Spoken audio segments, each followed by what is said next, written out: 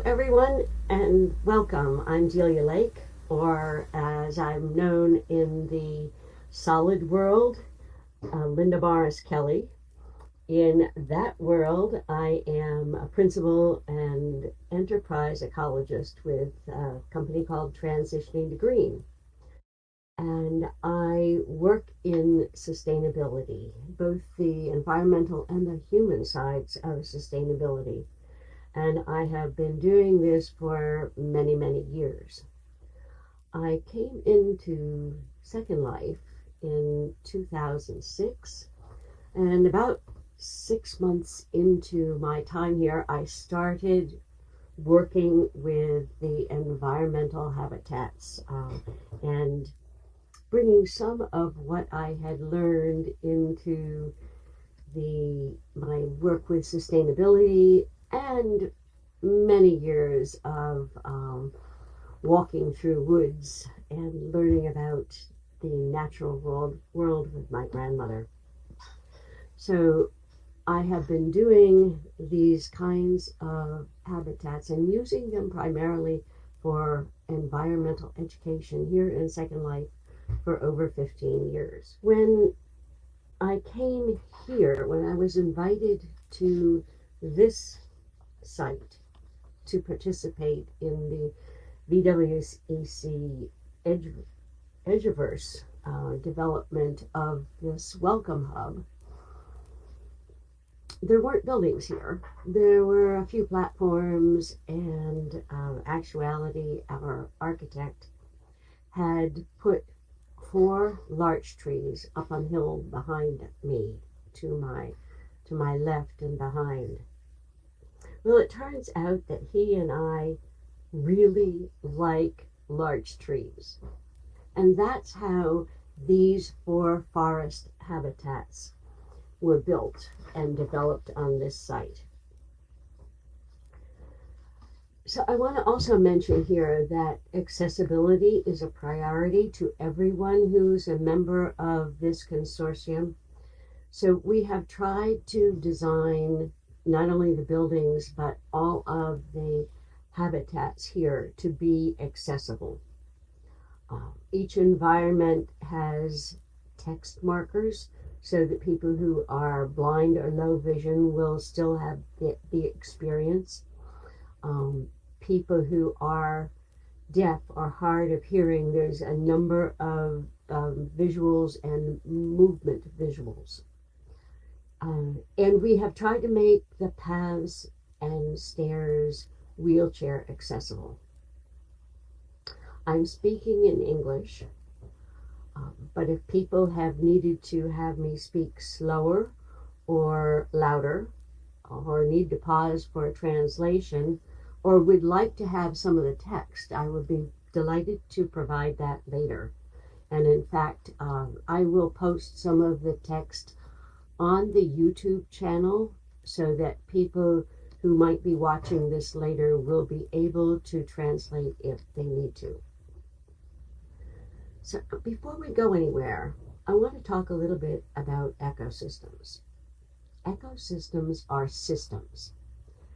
They're natural systems, they're living systems, they're dynamic. They change, adapt, grow, shrink, and when they're functioning holistically, they can reconstitute.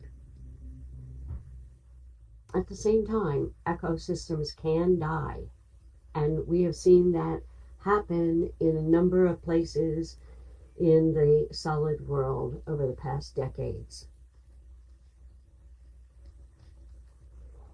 In virtual spaces, in virtual geospaces, and here in Second Life in particular, we're able to create environments that can, in some really important ways, simulate natural environments. It's impossible to replicate the vast complexity of even the smallest natural ecosystem, though. So how do we do this? Starting with an idea, and in this case it was the larch trees. We think about what surrounds it, what supports it, what has to interact with it to make its existence possible. And I know that sounds a bit abstract, but in actuality, it really is concrete. It's literally things grow together. And in the case of our larch ecosystems here, and think about this as we're walking through, what makes the larch tree possible? What does science tell us? What exists in similar conditions, and what are essential supports for a larch tree? Of those, what are the most important indicators that suggest the components that we might be unable to replicate or even represent virtually? What would be the keystones that hold a system together? That's those elements without which a system would most likely collapse. And it could be water quality and water availability. It could be air quality or temperature or weather or climate.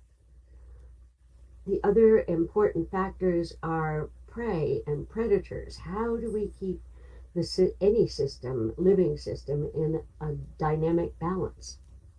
So I do invite you to keep these kinds of questions in mind as we walk through. Because the ecosystems here are designed to be multisensory, I ask that people look around, listen, pause, do exactly like you do on a nature walk in our solid world. And as you go along, think about, what would you do in composing a simulated ecosystem? How would you decide what to include, what to leave out, what's enough, what's too much? The best rule of thumb I can give here is what Albert Einstein is purported to have said, and that is, make it as simple as possible, but no simpler. This isn't really a lecture, although I did want to set the context.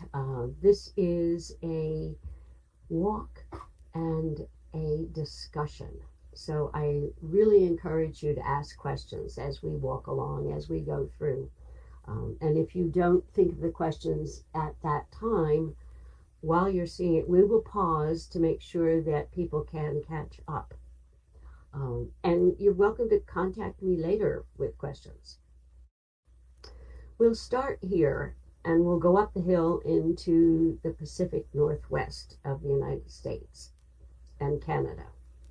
We'll walk around the path and down the other side, and that's how we'll get to the North American riparian ecosystem.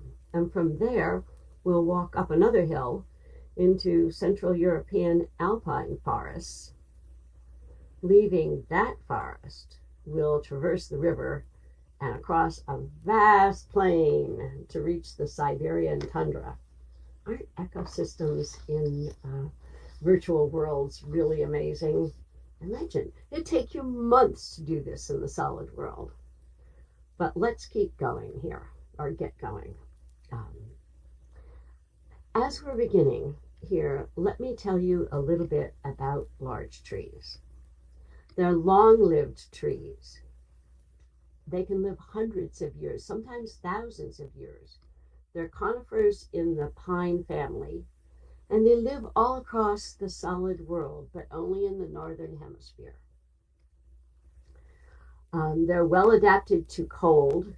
Large trees have short needles and produce small cones with seeds. They also have a really shallow, broad root system, and that makes them an important anchor species so that they can help regenerate the forests on disturbed lands. They stabilize the soil and make it possible for other flora and fauna to take hold. But there's something else that's unique about larches. Larches are conifers that drop their leaves, their needles, in autumn, just as many deciduous trees do. Larches, dawn redwoods of China, are among the very few conifers that do that. And although we'll not make seasonal changes here in this region, let me show you what the different phases of the larch are. If you look up at the tall tree just ahead of us here, and I'll walk a little bit further toward it, take your camera, you'll see some of the ways the larch tree might look. Right now it is set for spring, and as are most of the plants here in this region.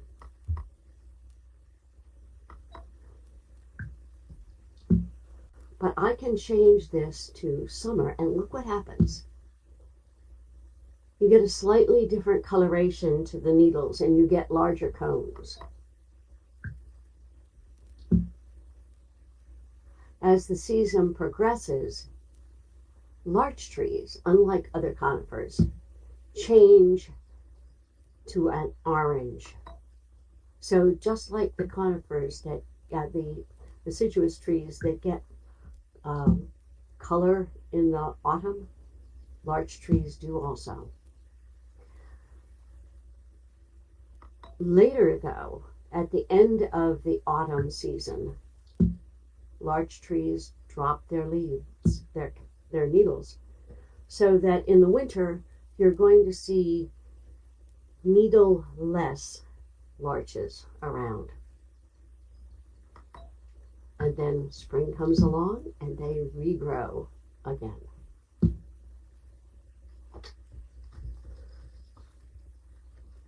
So as we walk up the hill, we're going to go into the Pacific Northwest. You'll see not only trees, you'll see other grasses and flowers, you'll see animals. Look around.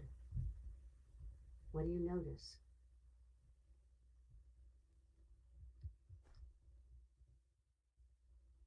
We're going to pause here for a minute, make sure people can catch up, and take a few questions.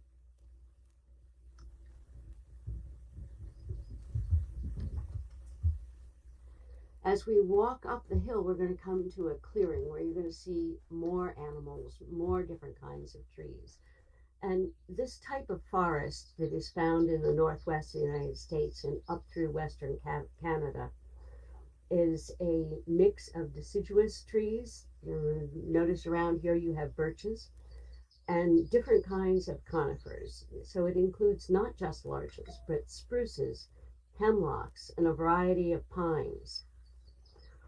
Larches are here most often found in company of their close cousins, the Douglas fir.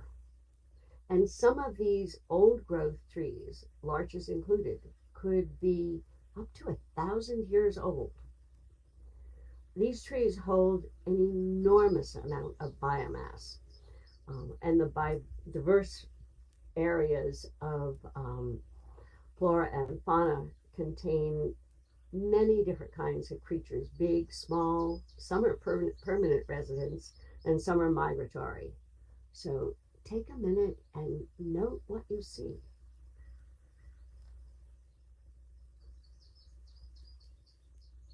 What could be here in addition to these? Sadly, though, these very important forest habitats are subject to more and more logging, and the extremes of climate change are putting these critical ecosystems at risk. So one of the questions that was just asked is about invasive species. This is an important question, and it's important because in a very real sense, most species, including humans, are invasive. And that means that we have moved to and into places that we now inhabit, places that we did not originate. So the same is true for just about every species, anywhere. from a systems perspective, the problem is not that something is foreign, but that there is nothing to control the growth and spread of the new addition within the current system. It means it has no enemies. So when that happens, the new addition displaces the habitat, flora, and or maybe fauna, so that there is what was there excuse me, before is overwhelmed, and it damages the entire ecosystem. So it's a matter of maintaining and recreating, constantly recreating the dynamic balance, not that something is foreign.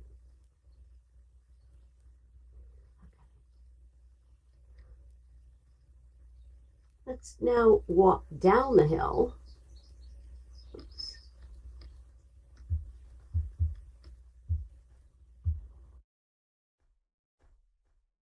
The info area and into the North America.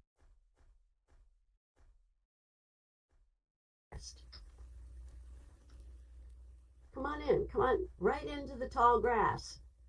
You may have to watch for ticks or clean yourself off when you're done here, but hey, turn around, look up, look down, look at the lake, look at the fens. You notice a great variety of sedges and reeds and rushes and shrubs, and the river that flows out of this lake. What else do you notice? What do you see? What do you hear? What do you feel being here? What lives here? What are the birds that you see? What about insects? Mammals?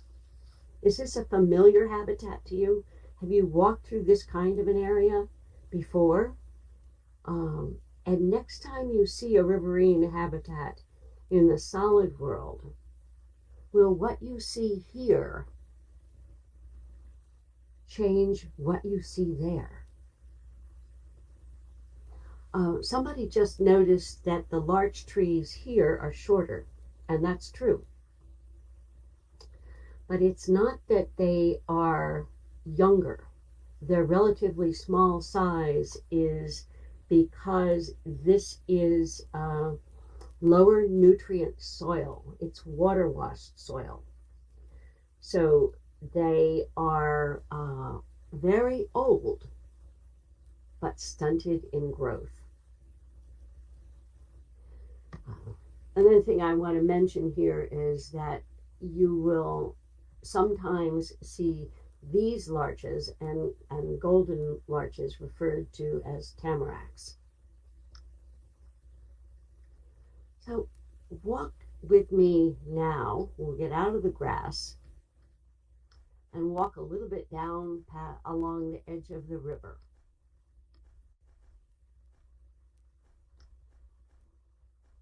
You're going to notice a few different things here than you did in the fens area. Take note of some of them. Again, what makes this kind of a setting come alive for you?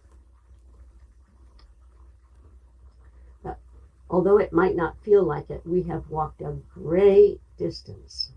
And if we hike up this hill, we are going to find ourselves in the Central European alpine forest. This larch anchored forest is found in the Austrian Alps and throughout the Carpathian Mountains. These are mountains that go all through Eastern Europe. They're high elevation, again, cold region areas, somewhat moist, humid, and they extend from Slovakia and Poland into Czechia and Austria and all through Hungary, the southern part of Ukraine, a large portion in Romania, and into northern Serbia. It's a very biodiverse area. It has a variety of fishes, amphibians, reptiles, birds, mammals of all sizes. So what are some of the ones you find here? What do you know about these? Are these familiar to you? What more would you like to know about these? Once again, as with the Pacific Northwest, these forests have a mix of conifers and grasses and deciduous trees. There are larches, there are spruces, there are pines, as well as birches, alders, and beeches. So the deciduous trees are somewhat different. They're also homes to important populations of gray wolves and the Eurasian lynx. Take a minute and explore. What do you notice here? What's different that you didn't see in other places? Does it make you remember places that you've been in the solid world? Are you tempted to sit on the bench and stay a while, peer around, explore?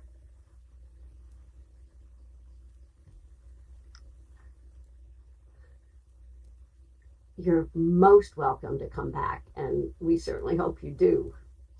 But for the moment, since this is an overview and survey, let's take a walk up the hill. If we're really quiet, we probably won't disturb the lynx family.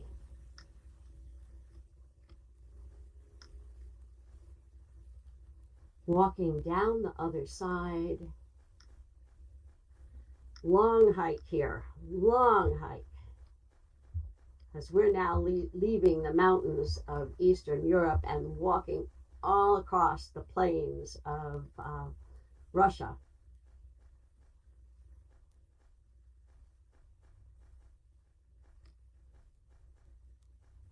And here we come to the Siberian tundra.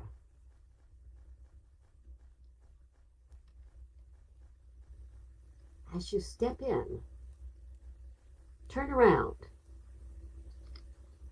look back across the plains to the mountains. See the Central European larch forest from a different perspective. That's a dense forest. Now turn back to take in the tundra area. Look around here. Look up, look down. If you look around, you're going to notice very different things here. What are some of the things you see? What are the birds, the mammals, the insects? What about the grasses?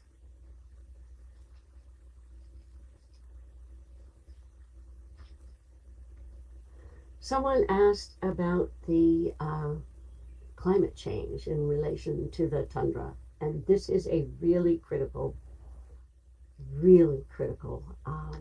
and frightening phenomenon that's happening now. So if you walk down here and you look carefully, you're going to see little puddles. This is basically a dry area, not much rainfall every year, but it's also frozen ground, so that the water that has here in this area has thawed out some in the summers for millennia to support the grasses and trees. But these days, we've had such hot and extraordinarily hot winters in the Arctic areas that the tundra is melting. And so if you could see it, you would also be able to tell that there is some methane gas emitting from these puddles. So don't stand too close for too long. We don't do well in breathing methane. But with the melting, there are pockets of the tundra that have sunk. This is frozen ground. When the water is removed from it, it collapses. This collapsing of the ground has revealed carcasses of animals here that are long extinct, may have died 30,000 years ago and were buried in the frozen soil. It also has liberated microbes in the soil that have not seen the light of day in thousands of years. So we don't know yet what the consequence of this climate change is going to be, where the tundra is melting. One thing we do know is that the drying out of this area has made it so that wildfires across Siberia and into Alaska and into northern Canada have been able to burn, and it's burning the soil. Well, the currently not decomposed particles in the soil throughout a winter, so that forest fires that started over a year ago are still burning. So we don't know what will happen with this. So someone asked if about restoring these ecosystems, and I want to address that because this is another really important area. While the word restore is commonly used in regard to ecosystems, it's a fantasy. It is impossible to restore a living system. Let that sink in for a minute, because terminology in this case really matters. And if you talk about restoring, you're talking about doing something that can't be. That's because once the integrity of a system, a living system, is compromised, you can't put it back. Something else fills that niche, or it collapses, and there's no space to restore. The whole system has readjusted.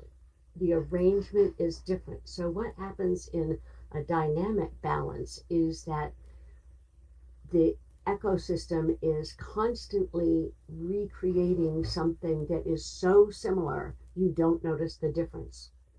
But once a key component is removed, it can't go back to exactly what it was before. Think of it sort of like a kaleidoscope, although a kaleidoscope is much more simple than an ecosystem. Once you turn, the pattern changes. The pattern changes, even if it's only slight. Turning it back in the other direction cannot bring back the former pattern.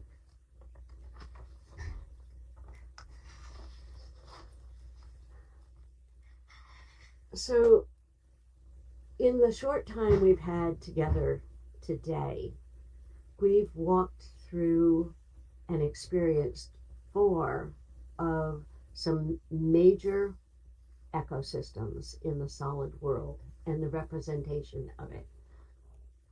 I hope in doing this that you have been able to understand in a new way the importance of the immersion and the value that immersion in a 3D geospace gives to education, to learning, that expands on and deepens what you can learn from lectures or words or reading, that there is a multi-sensual and visceral component to being here. That is really important. So if a few people would share, it'd be great as to what did you experience today? How did you feel when you were in each of these habitats? What are some of the things that captured your attention? You know, what did you notice? For instance, did you notice that, as some of you did notice in some of the ecosystems, that there are members of the Martis genus, the weasels, the ferrets, the in all of these, the otters in all of these ecosystems.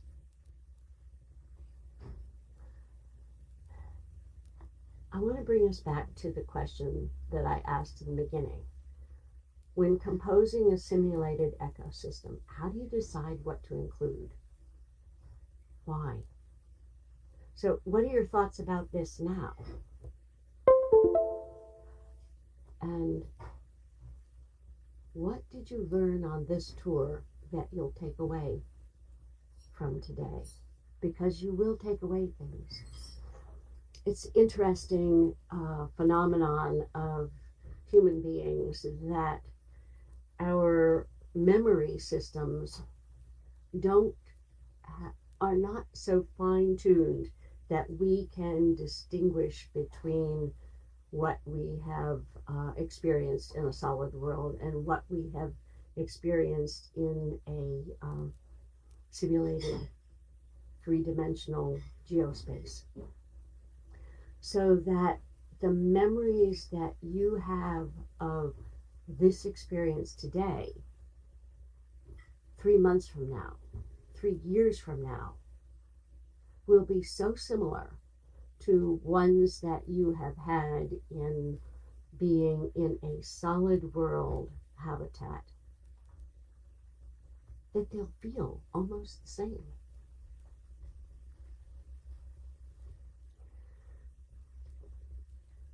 So as we close, I want to invite you to come back here, explore more in depth each of these places, ask questions. One of the things we could do in the future, if you would like, is have sessions that would just focus on one of these and go deeper into the details of the system.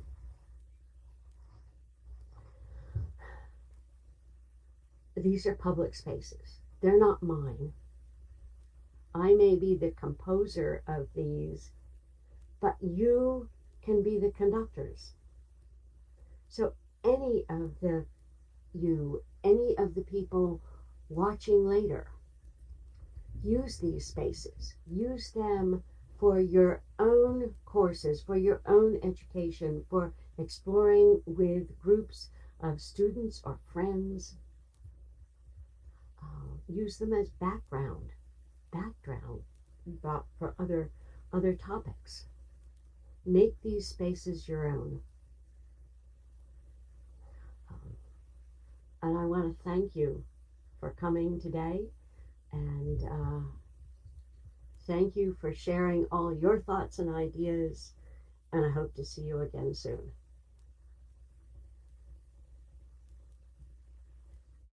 Okay, perfect. Good.